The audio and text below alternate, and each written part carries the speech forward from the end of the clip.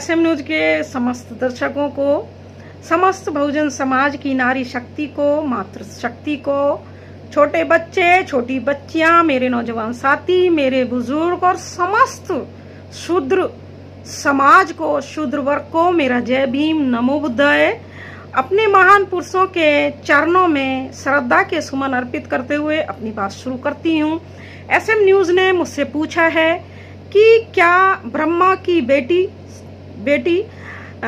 ब्रह्मा की पुत्री सरस्वती ज्ञान की देवी हैं या माँ सावित्रीबाई फूले ज्ञान की देवी हैं। तो मैं कहना चाहती हूँ, सारा जहां है माँ सावित्रीबाई फूले के चरणों में, सारा जहां है माँ सावित्रीबाई फूले के चरणों में। नमन करें हम सब उस माँ को, नमन करें हम सब उस माँ को।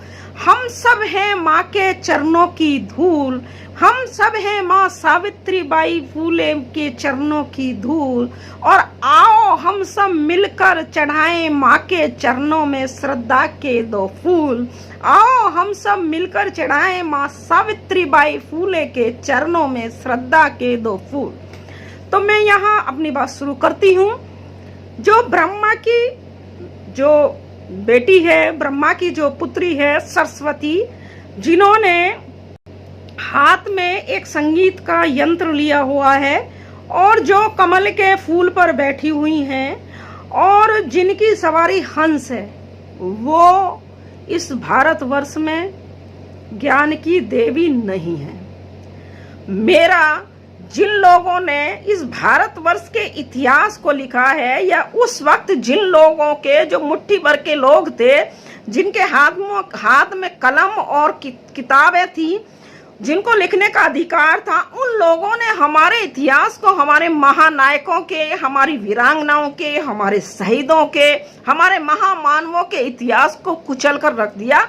उनके इतिहास को छिपाया और उनके इतिहास को इन लोगों ने लिखा नहीं, और अपनी कोरी कल्पनाएं बनाकर अपना वर्चस्व स्थापित रखने के लिए, अपने आप को ब्रह्मांड का ज्ञानी दिखाने के लिए इन्होंने इतिहास के साथ बहुत ज्यादा छेड़छाड़ करके और अपने मन मुताबिक इतिहास को लिख दिया है। तो ये मैं यहाँ कहना चाहती हूँ, मैं इन मुट्ठी भर लोगों से मेरा सवाल है कि जब उस वक्त चारों तरफ घोर अंधेरा था, चारों तरफ अज्ञानता का भंडार बना हुआ था, ये भारतवर्ष चारों तरफ रूढ़िवाद फैला हुआ था, चारों तरफ अंधविश्वास फैला हुआ था, उस वक्त चारों तरफ पाखंडवाद फैला हुआ था, चारों तरफ दरिद्रता इन लोगों ने परोसी हुई थी शूद्र वर्ग के ऊपर और सारे महिलाओं के ऊपर, समस्त नारी शक्ति के ऊपर इन्होंने दुनिया भर की पाबंदियां लगाई हुई थी। नारी शक्ति को बिल्कुल एक दरिद्र से भी, एक जानवर से भी बदतर, ये एक पैर की जूतियों के समान भी ये नारी शक्ति को नहीं समझते थे। जब ये विधान लागू था, जब ये व्यवस्था लागू थी कि शूद्रो नारी न विधेता, यानी शूद्र और नारी को पढ़ने का अधिकार नहीं है, तो जिन लोगों ने ये इतिहास लिखा है, उन लोगों ने इस सरस्वती को कौन से स्कूल में, कौन से गुरुकुल में, कौन सी यूनिवर्सिटियों में, कौन से विश्वविद्यालयों में इन्होंने ज्ञान प्राप्त करा है, और कब इन्होंने, कौन से सन में, कौन सी सदी में इन्होंने ज्ञान प्राप्त करा है, कब इन्होंने पीएचडी कर ली, कब इन्होंने एमफिल कर ली, कब इन्होंने डॉक्टरेट डिग्री प्राप्त होगी, कब इन्होंने पढ़ाने का अधिकार मिल गया या पढ़ने का अधिकार मिल गया, ये सारी चीजें बताएं।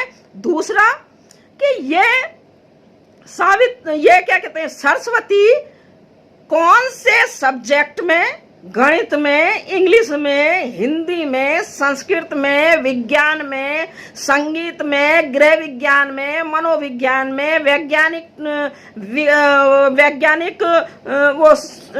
विज्ञान में, और क्या कहते हैं, क्या साइंस में, बायोलॉजी में, केमिस्ट्री में, किस विषय में इन्होंने पीएचडी करी, किस विषय में इन्हें पढ़ाने का वो था कि इन्होंने कौन सा सब्जेक्ट, विद्यार्थियों को कौन से सब्जेक्ट पढ़ाया, संस्कृत, इंग्लिश, जो भी सब्जेक्ट है, कौन सा इन्होंने पढ़ाया, या कौन से इन्होंने, इन इतिहासकारों ने जो लिखे हुए थे, कौन से इन्होंने वेद पुराण पढ़ाए, कहाँ पढ़ाए, कब पढ़ाए। और जब जब ये व्यवस्था लागू थी नारी पढ़ नहीं सकती है, तो ये इन्होंने कोरी कल्पना बना के इन्होंने सब लिख दिया है। दूसरा मेरा इनसे ये भी पूछना है कि महिला को ब्लाउज और साड़ी पहनने का कब अधिकार था? साड़ी का आविष्कार कब हुआ? जो ये सरस्वती साड़ी पहनकर और ब्लाउज पहनकर और एक उसमें कमल के फूल पे विराजमान है, हाथ में एक म्यूजिक यंत्र ले रखा है, एक संगीत का यंत्र, शायद वो वीणा है, वो उसको ले रखा है।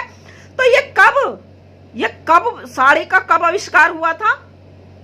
कब हुआ था? एक ये भी बता दें मुझे। दूसरा कि मैं ये पूछ रही हूँ इन मुट्ठी भर लोगों से जिन्होंने इतिहास के साथ, हमारे इतिहास के साथ इतनी छेड़छाड़ करी है, यहाँ के जो मूल निवासी हैं, यहाँ का जो शूद्र वर्ग है, उनके साथ इतना इन्होंने उनके महान पुरुषों की गाथाएं नहीं लिखी हैं, उनके महान पुरुषों को कुछ नहीं लिखा। तो मैं इनसे ये पूछना और ये चाह रही हूँ कि मुझे ये जवाब दे दें कि कोई महिला जो 50 किलो की है या 55 किलो की है, मान लिया 40 किलो की है कोई महिला, बड़ी सुंदर सी, बड़ी कोमल सी महिला है, वो कमल के फूल पे बैठेगी कि कमल का फूल उस महिला के बैठने से ऐसे ही खिला रहेगा, ऐसी फूल उसकी पंखुड़ी ऐसी बनी रहेंगी, क्या उसका कचुमल नहीं निकलेगा? या किसी महिला जो 40 किलो की है, 50 किलो की है या 52 किलो की है, उसकी सवारी हंस कैसे हो सकती है? हंस का दम नहीं निकलेगा? हंस के प्राण पेखरू नहीं उड़ जाएंगे? हंस मरेगा नहीं क्या? तो ये सब कोरी कल्पनाएं, ये प्रमाणित नहीं है। अगर ये प्रमाणित है तो ये लोग हमें जवाब दे दें। इस वीडियो के देखने के बाद कमेंट्स लिख दें कि कहाँ ये प्रमाणित है और कहाँ आज ये कैसे हंस में कोई महिला बैठ सकती है? हैं? कमाल कर दिया है इन्होंने इतिहास लिखने का।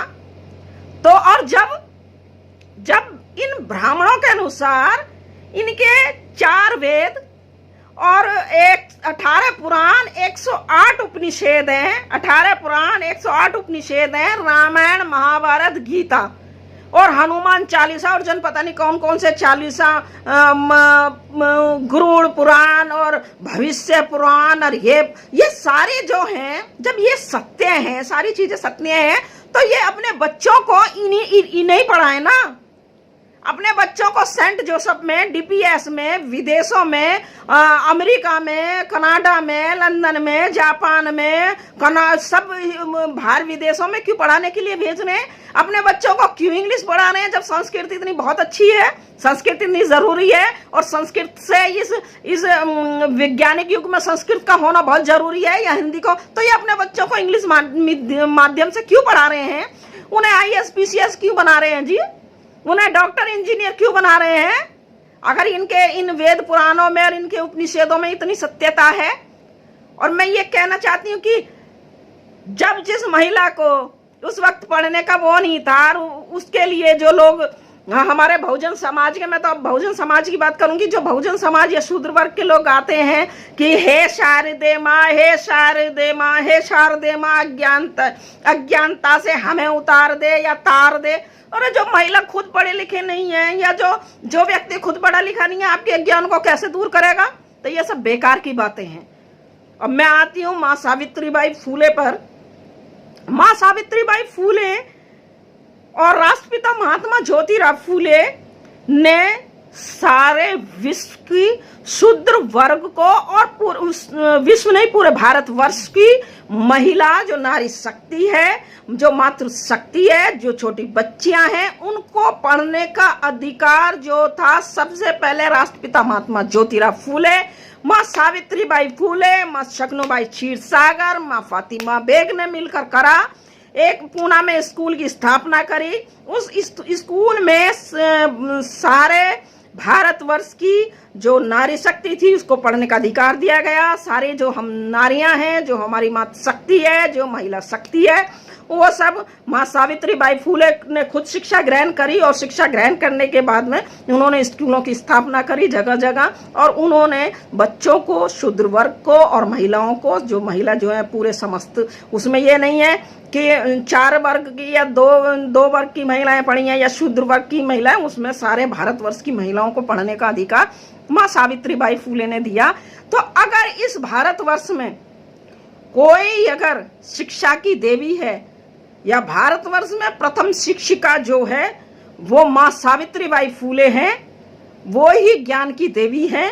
माँ सगनाबाई क्षीरसागर हैं, माँ फातिमा बेग है, और ये सरस्वती ज्ञान की देवी नहीं है। माँ सावित्रीबाई फूले ने उस व्यवस्था को ध्वस्त करके, उस व्यवस्था की ताबूत में आखिरी कील ठोककर उन्होंने सारे जुर्म, सारे ब्राह्मणवादियों की सारी परंपराओं को तोड़ते हुए, सब मनुवाद में लात मारते हुए, उसको उखाड़ते हुए, अपने रास्ते में आए हुए पत्थर को, अपने रास्ते में आए हुए पत्थर में लात मारते हुए उन्होंने एक यहाँ जाती थी माँ सावित्री। उस वक्त देखो कैसी परंपरा बनी हुई थी। और ये लोग क्या लिखते हैं, उस वक्त माँ सावित्रीबाई फूले जब पढ़ती थी, पढ़ने जाती थी और पढ़ाने जाती थी, तब ये लोग जो मुट्ठी भर लोग हैं और इनके जो गुंडे बदमाश थे उस वक्त, जो नहीं चाहते थे कि कोई महिला पढ़े, तो ये लोग उन पर पत्थर मारते थे, उनके कपड़ों पर गोबर बिखेर देते, उन्हें गालियां देते थे। लेकिन माँ सावित्रीबाई फूले अपने दिशा में ये सही में चलती नहीं, और वो एक जोड़ी एक्स्ट्रा कपड़ा लेके जाती थी, एक जोड़ी कपड़े अलग लेके जाती थी। जब वो रास्ते में गंदे हो जाते थे तो वो विद्यालय में जाके, स्कूल में जाके वो कपड़ा चेंज करती थी। इतनी इनकी मानसिक विकृतता थी उस वक्त। तो ये महिला तो फिर कैसे सरस्वती ज्ञान की देवी हो सकती है? तो मेरा यहाँ ये कहना है कि अगर इस भारतवर्ष में कोई प्रथम शिक्षिका है और ज्ञान की देवी की अगर हम उपाधि देंगे तो माँ सावित्रीबाई फूले है। इन इतिहासकारों ने हमारे इतिहास को सत्यानाश कर दिया है, क्योंकि इन्हें लिखना था, इन्हें अपनी चीजें अपने ऊपर उठाना था, अपने आप को बहुत ज्ञान का वो दिखाना था कि अब वर्चस्व कायम करना था हर क्षेत्र में, हर चीज में। तो हमारे इतिहास के साथ छेड़छाड़ करी है। हमारी जो सत्य कथाएं हैं, हमारी जो सच्चाई है, उसको इन्होंने कभी दबाया है, उसका गला घोटा है। और हमारा फर्ज बनता है कि हम अपने इतिहास को पढ़ें, और हम अपने इतिहास को पढ़ने के बाद में हमारे जो नायक हैं, महानायक हैं, वीरांगनाएं हैं, महामानव हैं, उनके इतिहास को हम अपने शूद्र वर्ग के लोगों को बताएं, और शूद्र वर्ग के लोग अपने इतिहास की जानकारी करें, और इस विज्ञान के युग में अपनी प्रगति करें, अपने आप को आगे बढ़ाएं। यही मेरा आप सबसे कहना है अंत में। आप और हाँ, अभी मैं अगली वीडियो में ये मैं बताऊंगी ब्रह्मा और सरस्वती वैसे तो बाप बेटी हैं, लेकिन इनके आपसी क्या संबंध थे, कौन क्या था, मैं अगली वीडियो में मैं बताऊंगी। अंत में आप सभी को मेरा जय भीम, नमो बुद्धाय। अगर आपने अभी तक हमारा चैनल सब्सक्राइब नहीं किया है तो सब्सक्राइब करें और घंटी का बटन बिल्कुल भी दबाना ना भूलें, ताकि सभी लेटेस्ट खबरें पहुंच सकें आप पे सबसे पहले।